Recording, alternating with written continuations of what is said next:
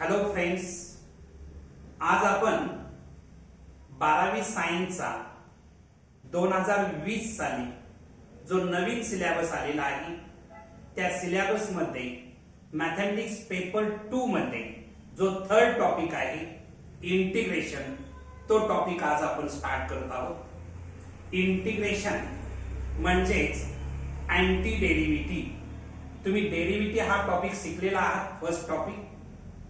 तर इंटिग्रेशनचा अर्थ आहे अँटी डेरिव्हेटिव्ह। डेरिव्हेटिव्हची मिरर इमेज म्हणजेच थोडक्यात इंटिग्रेशन। इंटिग्रेशनचे दोन टाइप्स आहेत। There are two types of integrations. पहिला जो टाइप्स आहे त्याला आपण इनडेफिनाइट इंटिग्रेशन्स असं म्हणतो आहे, आणि दुसरा टाइप जो आहे त्याला आपण डेफिनाइट इंटिग्रेशन असं म्हणतो आहे। इंटिग्रेशनचं सिम्बॉल असं एक्सटेंड केलेलं एस जे आहे त्या सिम्बॉलला आपण सिम्बॉल ऑफ इंटिग्रेशन असं म्हणतो आहे। या सिम्बॉलला आपण सिम्बॉल ऑफ इंटिग्रेशन असं म्हणतो आहे।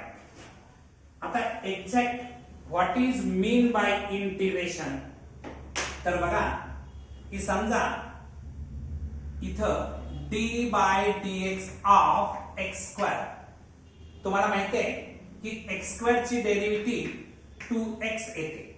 x स्क्वेअर ची डेरिव्हेटिव्ह काय मिळते? 2x मिळते। Therefore integration of 2x with respect to x, integration of 2x with respect to x is equal to x square plus c। जे c आहे याला आपण इंटिग्रल कॉन्स्टंट असं म्हणतो। हा एक आर्बिटरी कॉन्स्टंट असतो। याची व्हॅल्यू काही असू शकते, इनफायनाइट मेनी व्हॅल्यूज असू शकतात। सेकंड एक्झाम्पल बघा, d by dx of x square plus 5, याची जर डेरिव्हेटिव्ह आपण काढली तर याची डेरिव्हेटिव्ह आपल्याला मिळते आहे 2x। x स्क्वेअर ची डेरिव्हेटिव्ह 2x मिळते प्लस 5 ची डेरिव्हेटिव्ह 0 येते। याचाच अर्थ d by dx of x square plus 5 is equal to 2x मिळते। देयरफॉर इंटिग्रेशन ऑफ 2x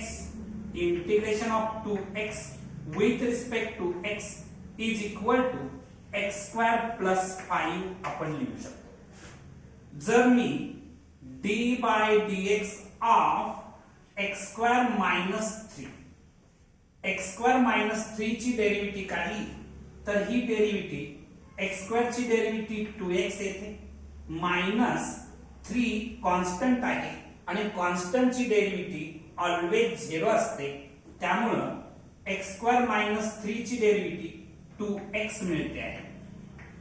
आणखी जर आपण 2x चं इंटिग्रेशन काढलं, integration of 2x with respect to x, तर याच्यावरून आपण लिहू शकतो याचं इंटिग्रेशन x स्क्वेअर मायनस 3 असं लिहू शकतो। इन जनरल आपण असं लिहू शकतो की integration of 2x with respect to x is equal to x square plus c। c means any arbitrary constant। तर डेफिनाइट इंटिग्रल मध्ये इथं अप्पर लिमिट आणखी लोअर लिमिट असतं। Integration from a to b f of x dx is equal to, समजा काहीतरी g of x, आपण याच्यामध्ये upper limit आणि लोअर लिमिट मेन्शन करतो आहे। Integration from a to b f of x dx g of x येत असेल तर इथं लोअर लिमिट आणि अप्पर लिमिट आपण मेन्शन करतो आहे। a जे आहे याला आपण लोअर लिमिट असं म्हणतो, b जे आहे त्याला आपण अप्पर लिमिट असं म्हणतो आहे। हे डेफिनाइट इंटिग्रल मध्ये। इनडेफिनाइट इंटिग्रल मध्ये असं कुठल्याही स्वरूपाचं लिमिट असत नाही, म्हणजे सिंपल इंटिग्रेशन साइन असतं. Integration of f of x dx is equal to g of x plus c. Indefinite integral मध्ये इंटिग्रल कॉन्स्टंट आपण मेन्शन करतो आणि डेफिनाइट इंटिग्रल मध्ये लोअर लिमिट आणखी अप्पर लिमिट आपण मेन्शन करत असतो. तर what is exact definitions of integration? तर बघा, if d by dx of f of x is equal to g of x, f of x या फंक्शनची डेरिव्हेटिव्ह समजा g of x येत असेल, then the function f of x is called integral. हे जे function f of x जे आहे त्याला आपण इंटिग्रल म्हणतो of g of x with respect to x. जर d by dx of f of x या फंक्शनची डेरिव्हेटिव्ह जर g of x मिळत असेल तर integration of g of x with respect to x is equal to f of x plus c मिळत आहे. f of x plus c. या c ला आपण आर्बिटरी कॉन्स्टंट, हे जे c आहे हे आर्बिटरी कॉन्स्टंट असतं, त्याला आपण इंटिग्रल कॉन्स्टंट सुद्धा म्हणतो आहे. c can take infinitely many values. c जे आहे या हे c इन्फायनाइटली मेनी व्हॅल्यूज घेऊ शकतं, म्हणून याला आपण आर्बिटरी कॉन्स्टंट किंवा इंटिग्रल कॉन्स्टंट असं म्हणतो आहे. या c ला आपण काय म्हणतो आहे? इंटिग्रल कॉन्स्टंट असं म्हणतो आहे. ओके, तर हा इंटिग्रल कॉन्स्टंट का लिहिला जातो? तर त्याची व्हॅल्यू काही असू शकते. In the expression integration of f of x dx, integration of f of x dx या एक्सप्रेशन मध्ये एफ ऑफ एक्स जे आहे ते इंटिग्रँड आहे. ज्याचं आपण इंटिग्रेशन काढतो त्याला आपण इंटिग्रँड म्हणतो. आणखी हे dx जे आहे ते काय इंडिकेट करतं? Integration is done with respect to x represent करतं. Okay, next. तर ज्या विद्यार्थ्याचं डेरिव्हेटिव्ह हा टॉपिक परफेक्ट आहे त्याला इंटिग्रेशन बिलकुल अवघड जाणार नाही. तुमचे जर डेरिव्हेटिव्हचे फॉर्म्युले परफेक्ट असतील तर इंटिग्रेशनचे फॉर्म्युले सेपरेट पार्ट करण्याची आवश्यकता भासणार नाही. तर बघा, एलिमेंटरी इंटिग्रेशन्स फॉर्म्युले, आपण काही फॉर्म्युले बघणार आहोत इंटिग्रेशनचे. त्याच्यामध्ये पहिला फॉर्म्युला आहे बघा, d by dx of x raised to n plus 1 upon n plus 1 is equal to, याची डेरिव्हेटिव्ह जर काढली x raised to n plus 1 upon n plus 1 ची डेरिव्हेटिव्ह, हे 1 upon n plus 1 कॉन्स्टंट आहे ते बाहेर येतं. त्याच्यानंतर x raised to n plus 1 ची डेरिव्हेटिव्ह काढत असताना हे x raised to n plus 1 हे n plus 1 इथे येणार आहे. आणखी x raised to n plus 1 मधून 1 मायनस होणार म्हणजे x raised to n मिळणार आहे. याचाच अर्थ d by dx of x raised to n plus 1 upon n plus 1 is equal to n plus 1 into x raised to n upon n plus 1. हे n plus 1 cancel केलं तर x raised to n मिळतं. इथं condition राहणार आहे n is not equal to 1. तर d by dx of x raised to n plus 1 upon n plus 1 ची derivative जर x raised to n मिळत असेल तर integration of x raised to n with respect to x is equal to x raised to n plus 1 upon n plus 1. Integration of x raised to n dx is equal to x raised to n plus 1 upon n plus 1. या फॉर्म्युल्याच्या आधारे for example integration of x raised to 5 with respect to x जर तुम्ही find out केली तर याचं integration मिळणार आहे x raised to 5 plus 1 upon 5 plus 1 is equal to x raised to 6 upon 6. समजा तुम्ही integration of x raised to 4 with respect to x find out करायचं ठरवलं तर integration of x raised to 4 x raised to 5 upon 5 मिळणार. Okay, integration of x square जर find out करायचा असेल with respect to x, integration of x square with respect to x is equal to x cube upon 3 मिळणार आहे plus integral constant c. इथं सुद्धा integral constant c आपल्याला mention करावा लागेल. Okay, plus integral constant c असतो. ठीक आहे. समजा integration of x raise to -3 तुम्हाला फाइंड आउट करायचं असेल विथ रिस्पेक्ट टू x, तर याचं इंटिग्रेशन येणार आहे x raise to -3 plus 1 upon -3 plus 1 is equal to plus c is equal to x raise to -2 upon -2 plus c.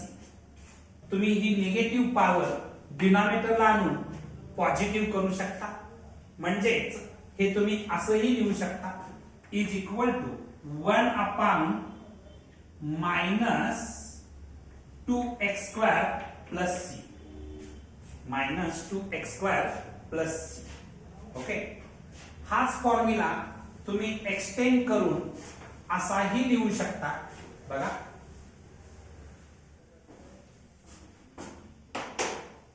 Integration of ax plus b, integration of ax plus b raised to n with respect to x, integration of ax plus b raised to n with respect to x is equal to, आता इथं instead of x च्या बदली तुम्हाला इथं ax plus b दिसत आहे, म्हणजेच ax plus b raised to n plus 1 upon n plus 1. तुम्ही डेरिव्हेटिव्ह काढत असताना चेन रूलचा वापर केला होता. तुम्ही या ठिकाणी बघा, x च्या बदली ax plus b आहे त्याची डेरिव्हेटिव्ह घ्यायची. ax plus b ची डेरिव्हेटिव्ह घेतली तर ती a मिळते, कारण बघा d by dx of ax plus b जर तुम्ही फाइंड आउट करायचं ठरवलं तर इथं बघा d by dx of ax plus d by dx of b, a constant आहे बाहेर येईल, x ची डेरिव्हेटिव्ह 1 येते प्लस b कॉन्स्टंट आहे, कॉन्स्टंट ची डेरिव्हेटिव्ह 0 येते, म्हणजे याची डेरिव्हेटिव्ह मला मिळालेली आहे a. तुम्ही डेरिव्हेटिव्ह मध्ये a न मल्टिप्लाय करत होता, इंटिग्रेशन मध्ये आपण या a न डिवाइड करणार आहे. याचाच अर्थ integration of ax plus b raised to n with respect to x is equal to ax plus b raised to n plus 1 upon n plus 1 into 1 upon a. a ना आपण इथं divide केलेला आहे. For example आपण दुसरं एखादं example घेऊया. Integration of 3x plus 5 raised to 3 with respect to x, integration of 3x plus 5 raised to 3 with respect to x. याचं इंटिग्रेशन फाइंड आउट करत असताना इन्स्टेड ऑफ x तुम्हाला इथं दिसत आहे 3x plus 5. इथं याचं इंटिग्रेशन तुम्हाला माहिती आहे, integration of x raised to n dx चा फॉर्म्युला आताच तुम्ही बघितला होता. काय आहे formula? Integration of x raised to n dx is equal to x raised to n plus 1 upon n plus 1. त्याच पद्धतीनं 3x plus 5 raised to 3 plus 1 upon 3 plus 1. इथं x चा कोएफिशिएंट 3 आहे म्हणून याला मी 3 न डिवाइड करणार आहे, plus integral constant c, plus integral constant c आपण लिहिलं. तर इथं बघा नेक्स्ट स्टेपला 3x plus 5 whole raised to 4 upon 3 plus 1 means 4. 4 into 3 केलं तर 12 मिळेल प्लस सी. तुम्ही हे असंही लिहू शकता 1/12 into 3x plus 5 whole raised to 4 plus c. याचं इंटिग्रेशन तुम्हाला हे मिळणार. ओके, नेक्स्ट तुम्ही दोन फॉर्म्युले बघितले. पहिला फॉर्म्युला होता integration of x raise to n dx. काय मिळतो आहे integration of x raise to n dx x raise to n plus 1 upon n plus 1 plus c मिळतो आहे. आणखीन एक बघितला integration of ax plus b raise to n with respect to x is equal to ax plus b raised to n plus 1 upon n plus 1 into 1 upon a plus c. x चा coefficient a असल्यामुळे आपण a न divide केलेला आहे.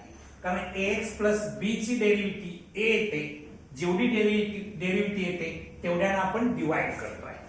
Okay, next formula तुम्हाला माहिती आहे की d by dx of a raised to x upon log a is equal to a raised to x. हा फॉर्म्युला तुम्हाला माहिती आहे. d by dx of a raised to x is equal to a raised to x into log a. हे log a या साइडला आणलं हे into आहे, ते इथे येऊन डिवाइड होईल. म्हणजे d by dx of a raised to x upon log a is equal to a raised to x राहिलेला आहे. a तुमचं ग्रेटर दॅन 0 असतं. a greater than 0 means a positive असतं.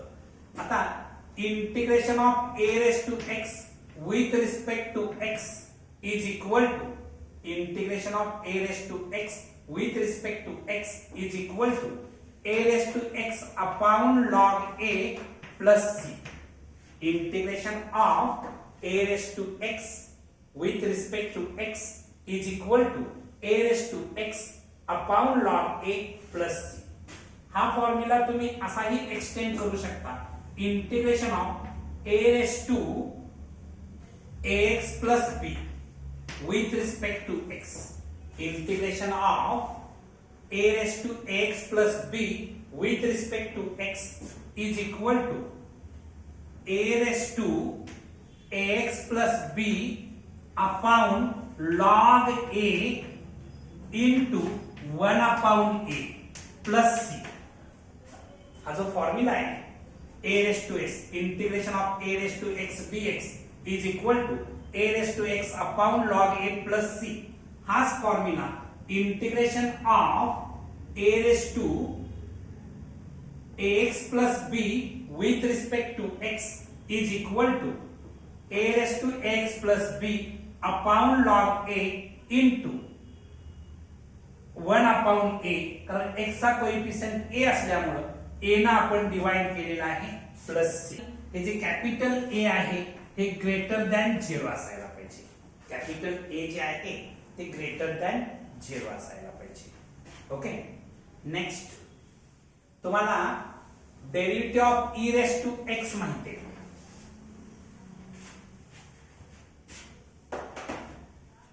d by dx of e raised to x is equal to e raised to x मिळतं हे तुम्हाला माहिती आहे.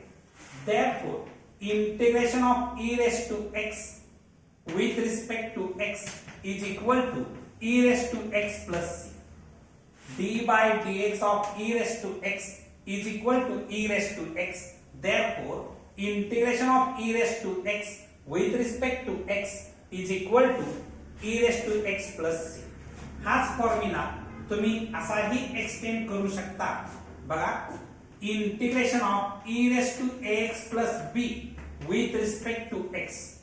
Integration of e raised to ax plus b with respect to x is equal to e raised to ax plus b upon a plus c. इथं x चा coefficient a असल्यामुळे आपण a न डिवाइड केलेला आहे. ओके, ठीक आहे. Next formula बघा d by dx of sine x. Sine x ची डेरिव्हेटिव्ह तुम्हाला माहिती आहे cos x.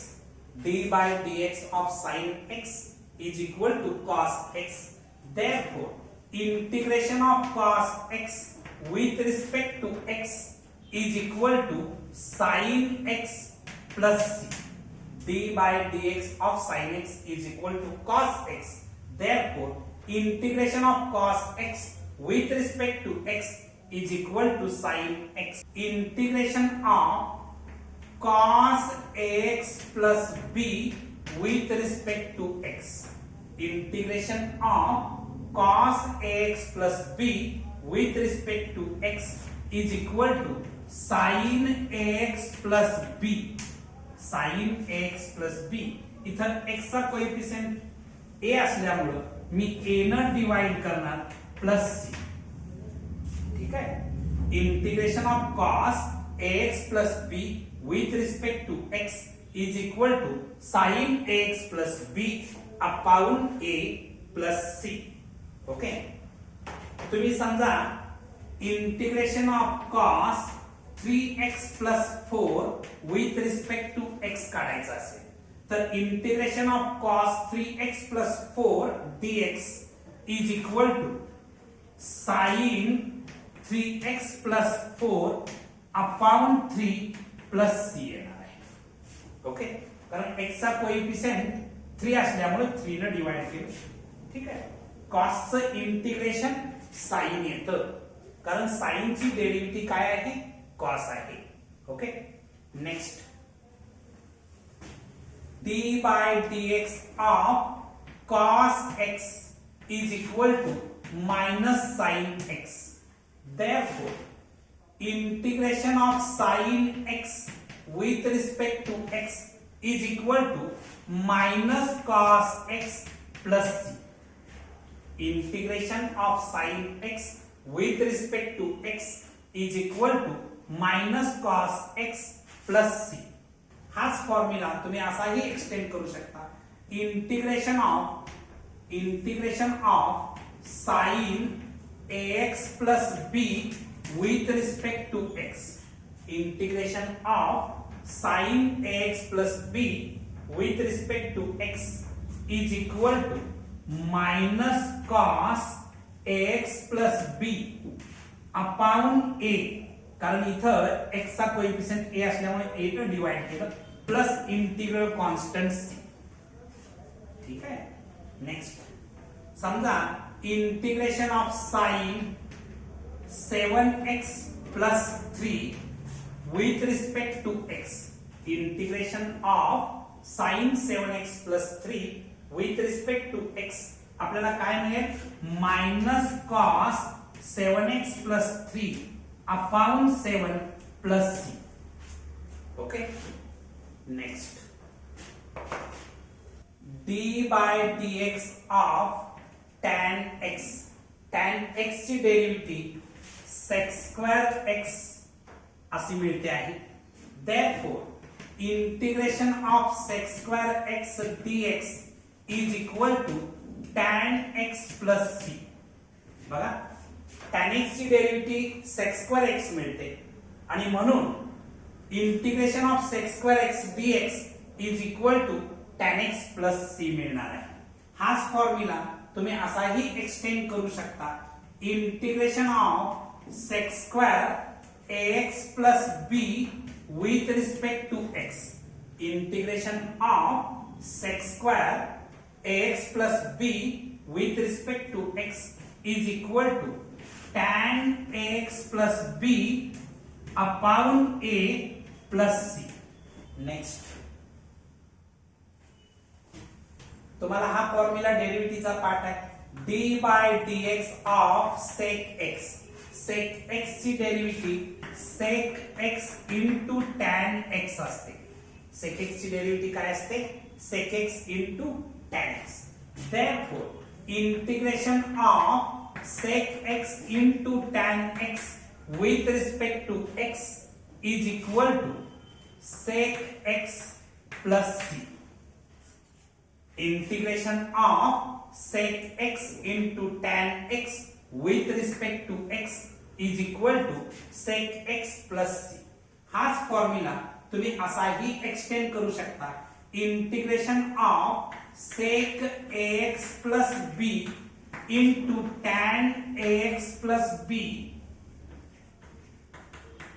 with respect to x is equal to sec ax plus b upon a plus c. ठीक आहे. इथं x चा कोएफिशियंट a असल्यामुळं a न आपण डिवाइड केलेला आहे. समजा integration of sec 2x plus 3 into tan 2x plus 3 with respect to x, याचं इंटिग्रेशन काय येणार आहे is equal to sec 2x plus 3 upon 2 plus c मिळणार आहे. ठीक आहे.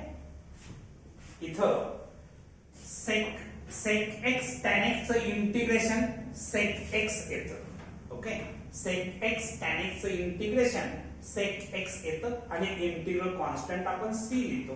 या ठिकाणी x चा कोएफिशियंट 2 असल्यामुळे आपण 2 न डिवाइड केलेला आहे. Okay.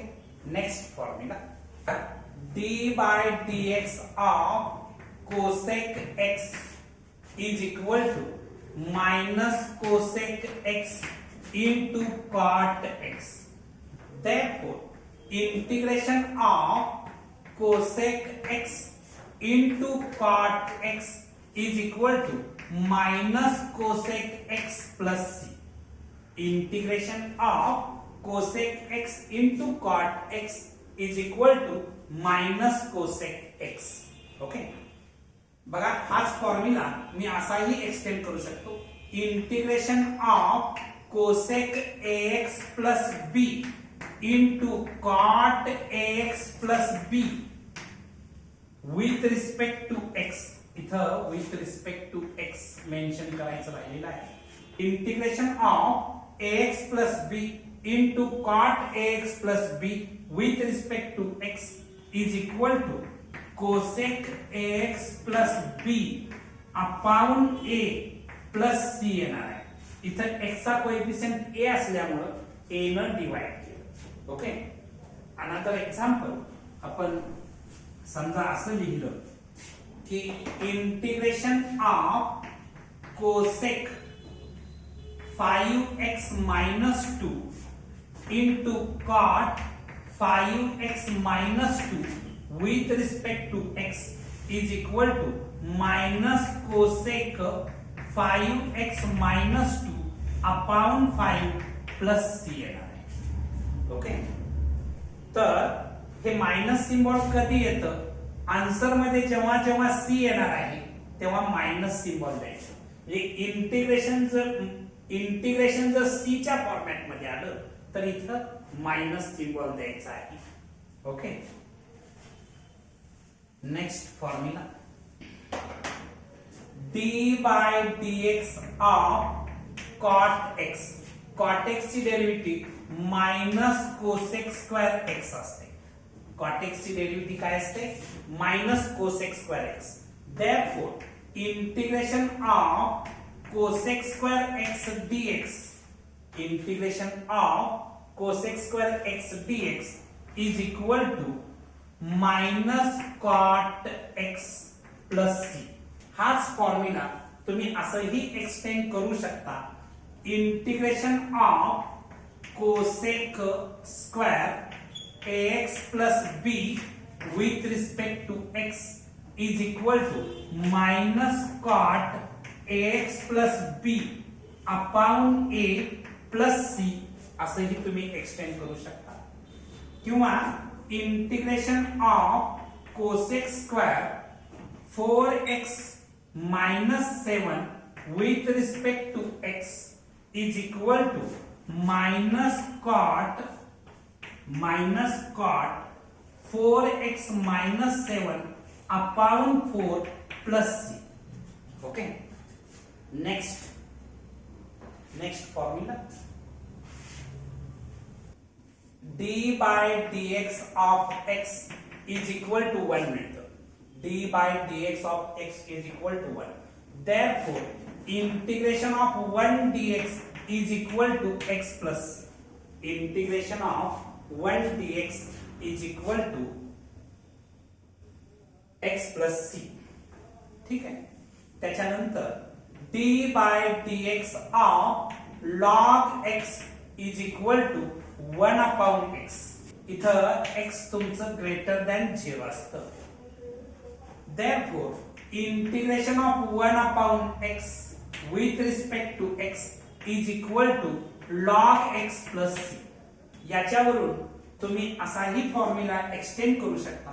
Integration of 1 upon ax plus b with respect to x is equal to log ax plus b upon a plus c. Integration of 1 upon ax plus b dx is equal to log ax plus b upon a. x चा coefficient a असल्यामुळे a न divide केलं plus c. हे झाले इंटिग्रेशनचे काही basic फॉर्म्युले मी तुम्हाला सांगितले. अजून आपल्याला भरपूर फॉर्म्युले बघायचे, पण जे बेसिक आवश्यक असणारे फॉर्म्युले मी तुम्हाला सांगितलेले आहेत. हे सगळे फॉर्म्युले बाय हार्ट करा, तर आणि तरच इंटिग्रेशन सोपं जाईल. ओके. ज्याला फॉर्म्युले पाठ आहेत त्याला इंटिग्रेशन टॉपिकची चिंता करण्याची आवश्यकता नाही. ओके. आता आपण रूल्स ऑफ इंटिग्रेशन्स बघणार आहोत, किंवा तुम्ही त्याला थेरम ऑफ इंटिग्रेशन सुद्धा म्हणू शकता. पहिली थेरम काय आहे बघा. If f and g are real valued integrable functions of x, f आणि g ही रियल व्हॅल्यूड इंटिग्रेबल फंक्शन्स जर असतील ऑफ x, देन बघा integration of f of x plus g of x with respect to x. Integration of f of x plus g of x with respect to x is equal to integration of f of x with respect to x plus integration of g of x with respect to x. इथं addition आहे. ऍडिशनच्या format मध्ये फक्त integration separate केलेले आहे. Okay. This is the first rule. Second rule आहे if f and g are real valued integrable function of x, then second theorem जी आहे मी T2 म्हणतो, थेरम सेकंड. तर integration of f of x minus g of x with respect to x. Integration of f of x minus g of x with respect to x is equal to integration of f of x with respect to x minus integration of g of x with respect to x. Okay. Third theorem किंवा third rule आपण बघणार आहोत. हे first two rules. Second theorem आपल्याला काय सांगते. Integration of f of x minus g of x with respect to x आहे. इथं मायनस आहे. इथं इंटिग्रल साइन फक्त आपण इंटिग्रल सिम्बॉल इंटिग्रेशन सेपरेट करायचं काम केलेलं आहे. Integration of f of x dx minus integration of g of x dx असं केलेलं आहे. थर्ड थेरम काय आहे बघा. If f and g are real valued integrable function of x and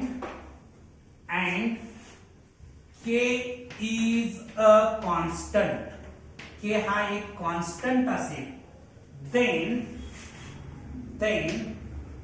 integration of k into f of x dx is equal to, हा k constant जो आहे तो उडी मारून बाहेर येतो, म्हणजे k into integration of f of x dx असं होतं. हा कॉन्स्टंट जो आहे तो आपण इंटिग्रेशनच्या बाहेर घेतो, म्हणजे integration of k into f of x dx is equal to k into integration of f of x dx होतं. Okay, these are the basic rules of integrations. Okay, integration topic मधल्या trigonometric फंक्शनचं integration जर तुम्हाला व्यवस्थित find out करायचं असेल, त्या टाइपचे question जर तुम्हाला सोपे जायचे असतील, तर ट्रिग्नॉमेट्रीचे 11th सायन्स मधले सगळे फॉर्म्युले तुम्ही बाय हार्ट करणं अत्यंत आवश्यक आहे. इथं बोर्डवरती मी 10th स्टँडर्ड मधल्या 3 ट्रिग्नॉमेट्रिक आयडेंटिटीज लिहिलेल्या आहेत. पहिली आयडेंटिटी तुम्हाला सर्वांना पाठच असेल, sin square theta plus cos square theta is equal to 1. ही जी पहिली आयडेंटिटी आहे, sin square theta plus cos square theta is equal to 1, याच्यावरून आपण वेगळे वेगळे फॉर्म्युले तयार करू शकतो. For example, sin square theta is equal to 1 minus cos square theta, किंवा 1 minus cos square theta is equal to sin square theta, किंवा cos square theta is equal to 1 minus sin square theta, 1 minus sin square theta is equal to cos square theta. याच पद्धतीनं तुम्ही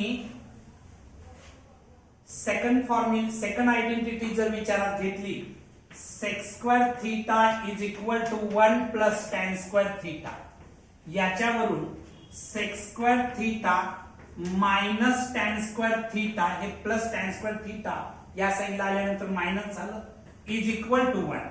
sec square theta minus tan square theta is equal to 1. किंवा तुम्ही असंही लिहू शकता, sec square theta minus 1 is equal to tan square theta. sec square theta minus 1 is equal to tan square theta.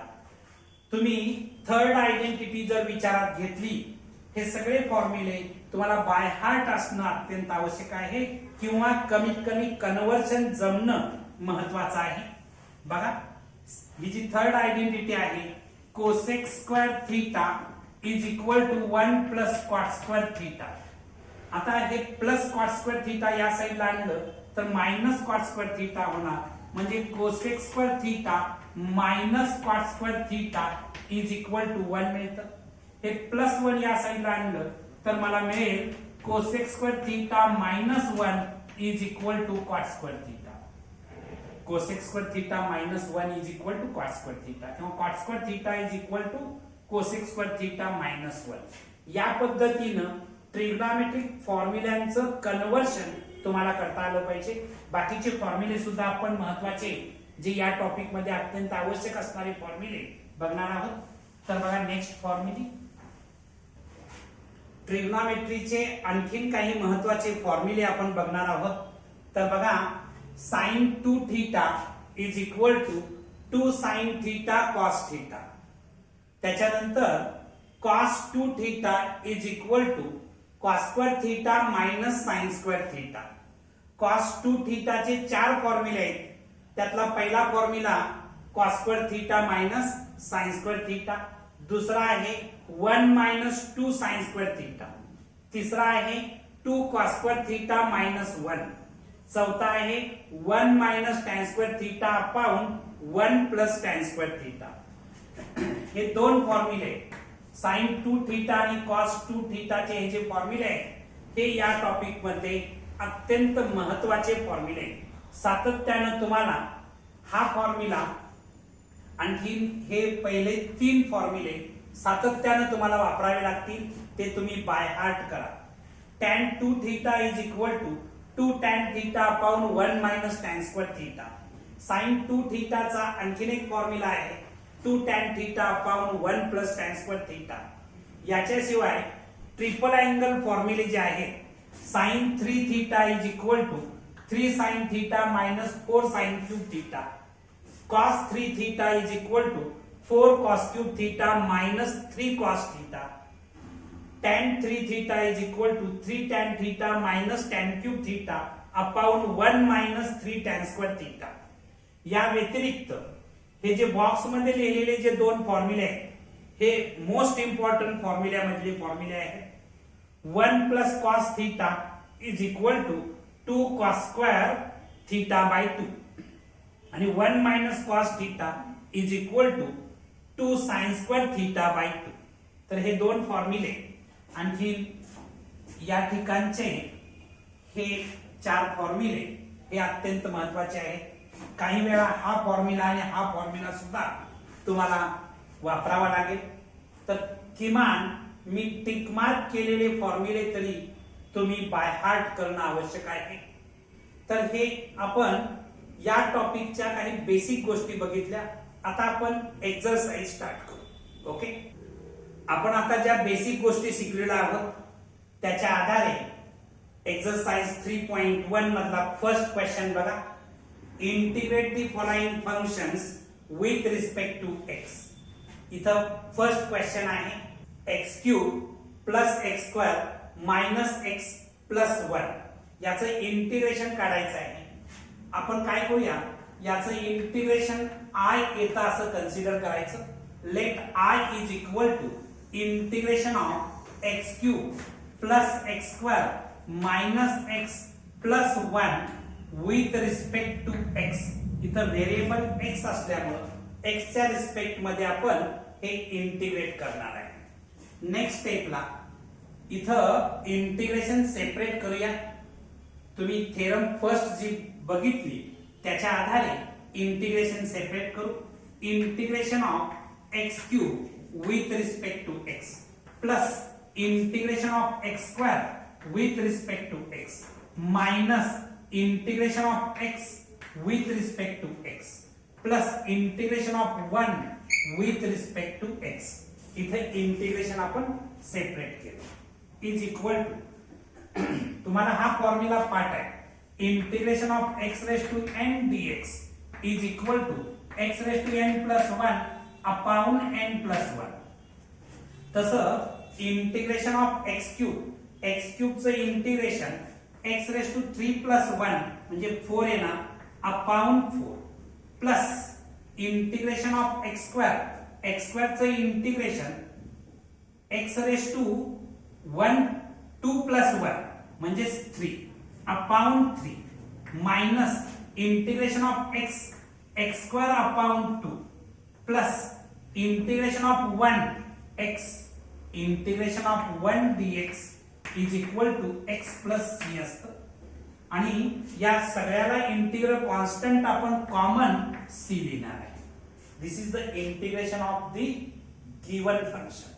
Okay, next question बघा. Second question x square into bracket 1 plus 2 upon x whole square याचा आपल्याला integration काढायचं आहे. Let I is equal to integration of x square into bracket 1 plus 2 upon x whole square with respect to x. x variable असल्यामुळे x च्या respect मध्ये आपण integrate करणार. Is equal to integration of x square into bracket मध्ये इथं square आहे त्याचं expansion करूया. तुम्हाला हा फॉर्म्युला पाठ आहे. a प्लस b होल स्क्वेअरचं expansion a square plus 2ab plus b square असतं. या फॉर्म्युल्याच्या आधारे फर्स्ट टर्मचा स्क्वेअर 1 चा square 1 plus 2 into first term into second term means 4x 4 upon x है ना 4 upon x plus second term चा square 4 upon x square with respect to x. Next step ना is equal to integration of x square में या bracket मध्ये multiply करतो x square into 1 x square है ना plus x square into 4 upon x x square into 4 upon x केलं x आणि या स्क्वेअर मधलं x कॅन्सल झालं तर मला मिळणार आहे plus 4x plus x square into 4 upon x square x square into 4 upon x square केलं तर x square कॅन्सल होणार प्लस 4 येणार with respect to x. Okay, next स्टेपला बघा.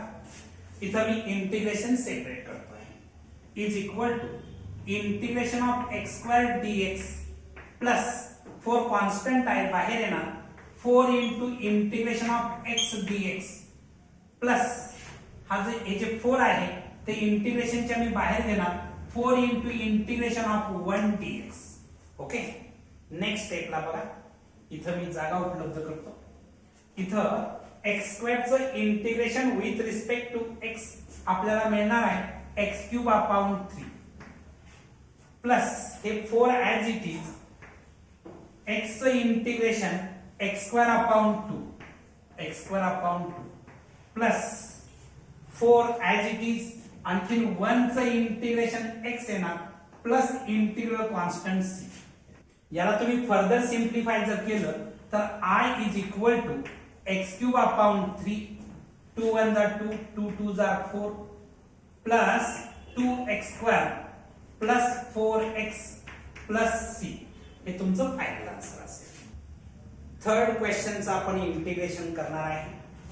काय आहे बघा, late I is equal to integration of 3 square x minus 4 upon x plus 1 upon x root x minus 7 with respect to x होणार आहे. मी प्रथम इंटिग्रेशन सेपरेट करतो. I is equal to integration, इथं हे 3 कॉन्स्टंट आहे, बाहेर घेतो.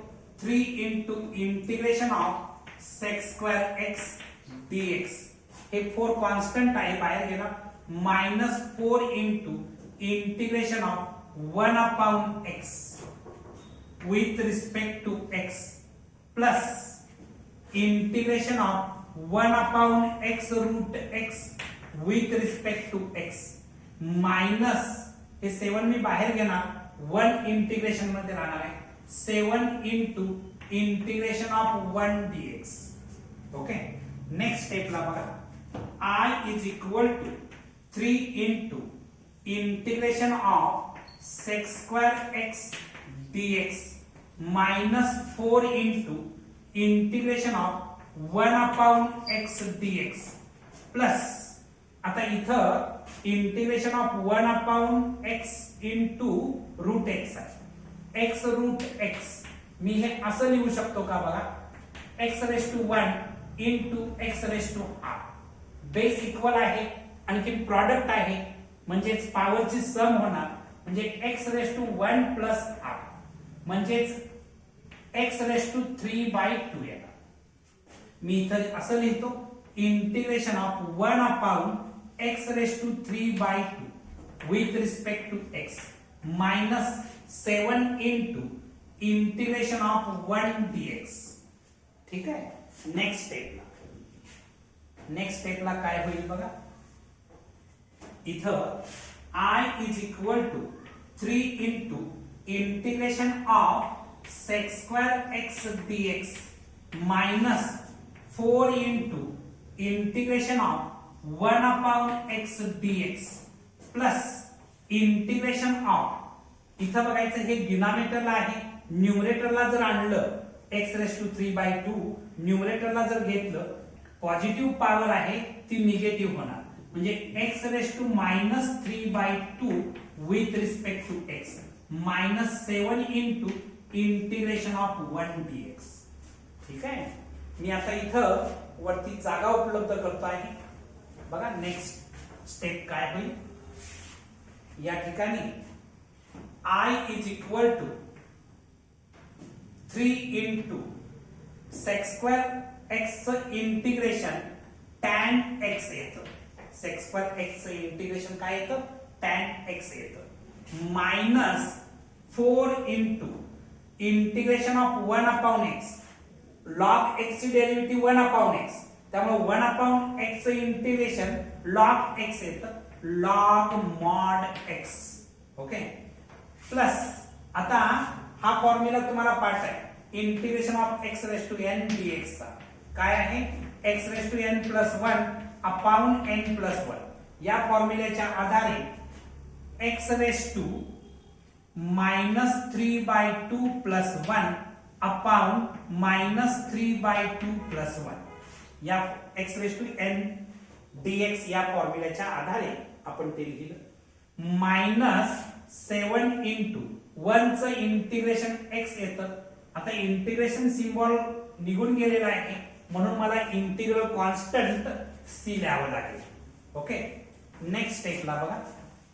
या ठिकाणी I is equal to 3 into tan x minus 4 into log mod x plus, आता इथं minus 3/2 plus 1 is equal to काय ना, मायनस 3 प्लस 2 अपॉन 2 म्हणजेच मायनस हाफ येणार.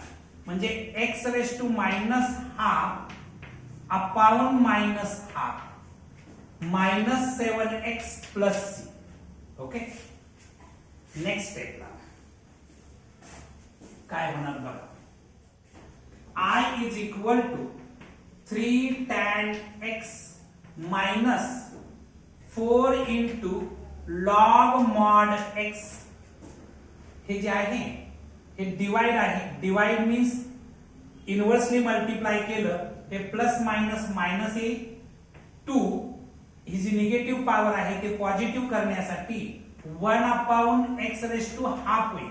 मात्र मी x रेस टू हाफ असंही लिहू शकतो, under root x. Under root x थोडक्यात मी हे असं लिहितो 2 upon under root x minus 2 upon under root x minus 7x plus c. हे तुमचं फायनल आन्सर असणार. Okay, next question. Question number 4 काय आहे बघा. 2x cube minus 5x plus 3 upon x plus 4 upon x raise to 5 याचा आपल्याला integration काढायचं आहे.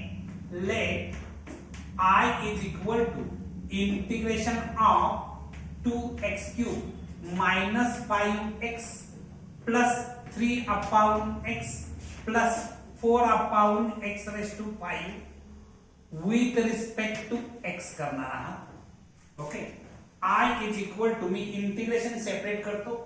इथं 2 कॉन्स्टंट आहे, इंटिग्रेशनच्या बाहेर येईल.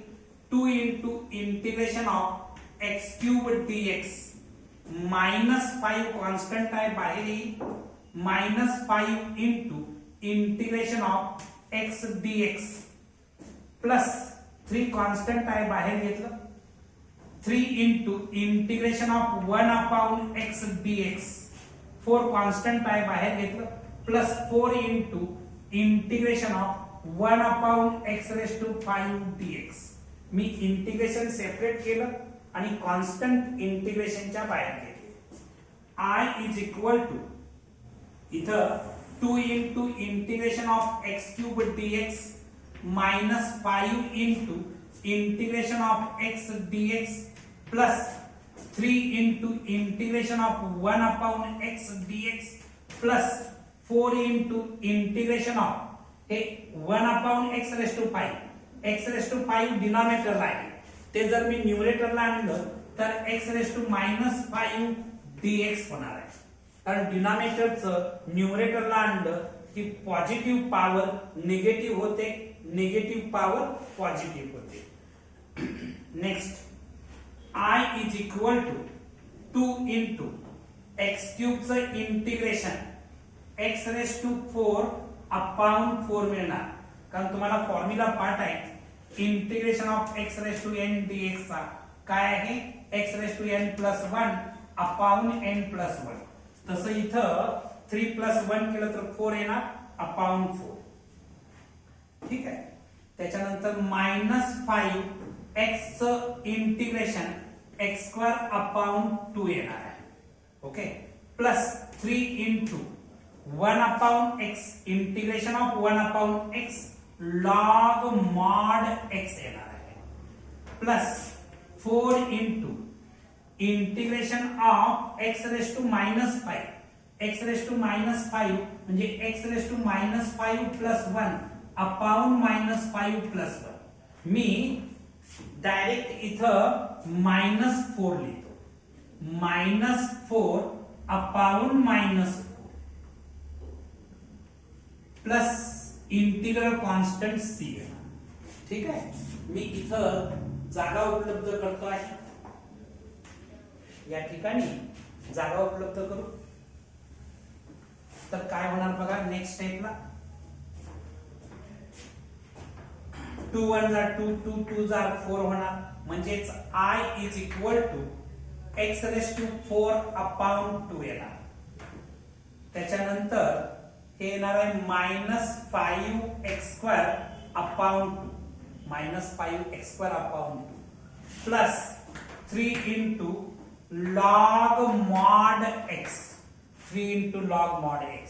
आता हे 4 आणखी हे 4 कॅन्सल होईल मात्र हे मायनस आणि प्लस मिळून इथं मायनस होईल. आणखी हे जे x रेस टू -4 आहे ते न्यूमरेटरला आहे, डिनॉमिनेटरला आणलं तर -1 अपॉन x रेस टू 4 होणार प्लस इंटिग्रल कॉन्स्टंट c हे तुमचं फायनल आन्सर राहणार आहे. Okay, next question.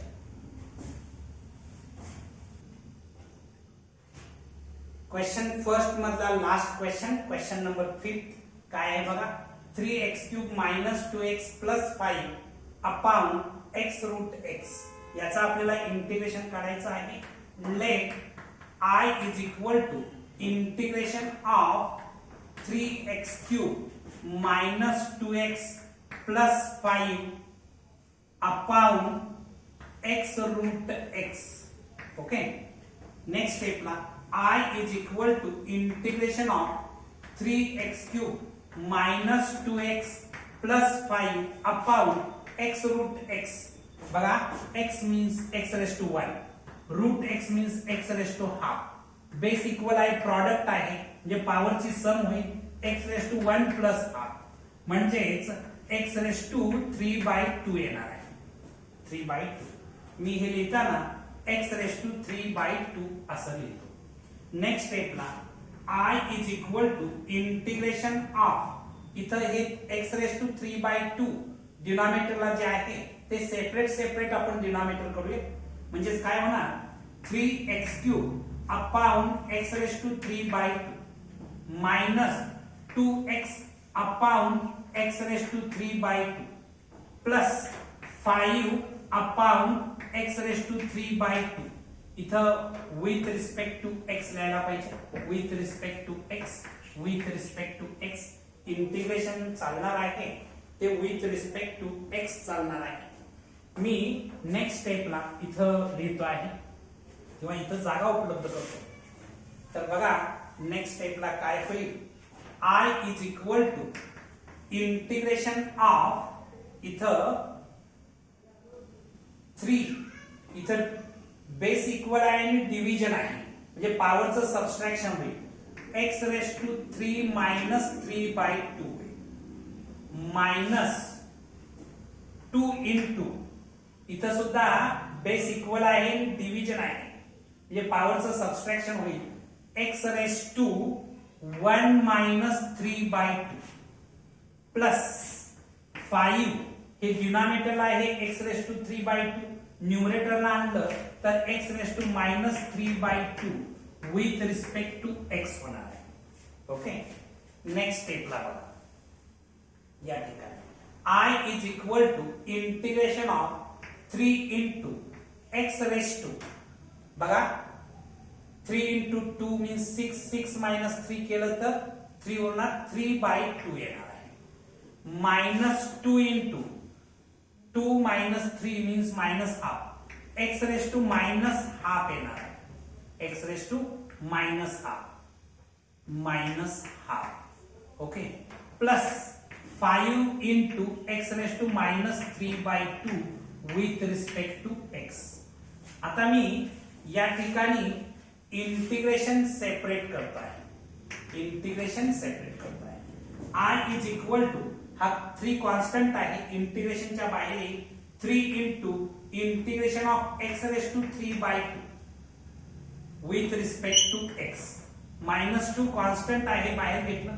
Integration of x raise to -half with respect to x plus 5 constant बाहेर घेतलं तर integration of x raise to -3/2 with respect to x. इथं मी इंटिग्रेशन सेपरेट केलं आणखी कॉन्स्टंट बाहेर घेतले. नेक्स्ट स्टेपला I is equal to 3 into आता तुम्हाला हा फॉर्म्युला पाठ आहे integration of x raise to n dx काय येतो x raise to n + 1 upon n plus 1 plus c.